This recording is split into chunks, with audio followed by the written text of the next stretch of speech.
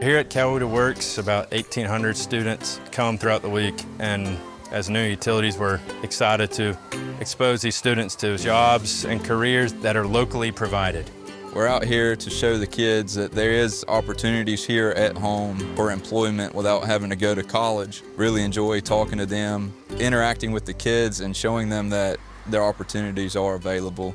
Out here we have 2 pieces of equipment that we use day in and day out. And then behind me we have a sandbox with some remote control tractors to kind of simulate what we do with the real ones. We have our line truck right here. We have Garrett on a pole climbing, showing them how we climb and everything. We have our bucket truck with Justin. He goes up in it every once in a while to show them how high it goes.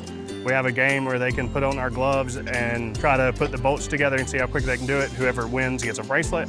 And then we have switches that they can put in and make the lights turn on.